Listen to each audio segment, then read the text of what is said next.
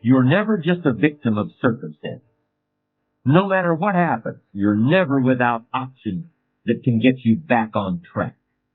It takes courage to recognize that, because it means accepting responsibility for your own future.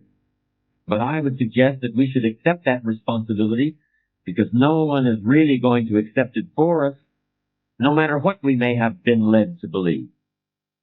Let me emphasize that underlying most fear is the fear of helplessness, of being victimized or being blown around by the winds of fate like a leaf is blown off a tree. But is that really a legitimate way of looking at things? To me, it sounds like being afraid of the dark, in which case the best thing to do is to get yourself up, out of bed, and switch on the light. After all, the people who built this country didn't feel helpless when they faced obstacles that we can hardly even imagine today. I'm not saying we should all just gather around the campfire and tell stories about George Washington, but we should realize that every generation has faced insecurity and lived with them and triumphed over them. It's only in the past 50 years or so people have come to expect a life without real tough times and real difficulty. But adversity isn't something to fear. It's something to expect, something to prepare for, and something to overcome. The truly courageous person is not immune to fear, but it plays a different role in his or her life than it does for other people.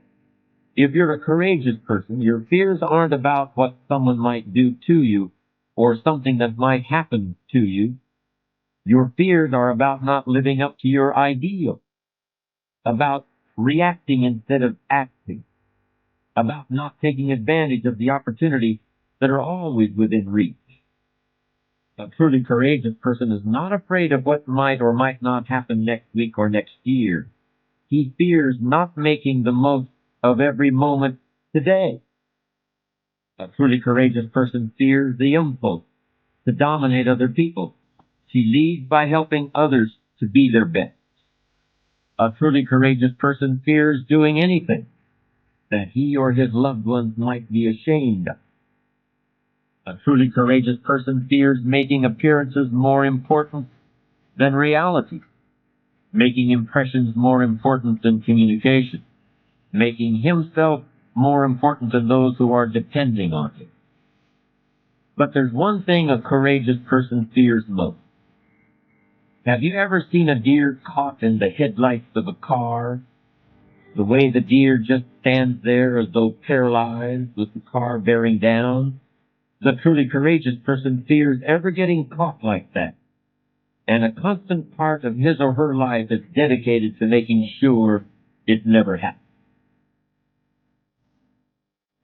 In other words, the truly courageous person, as someone once said, fears nothing except fear itself.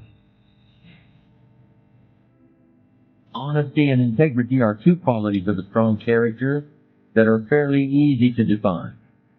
Say what you mean what you say. Do what you say you are going to do when you say you're going to do it. That's integrity. A clear correspondence between word and deed.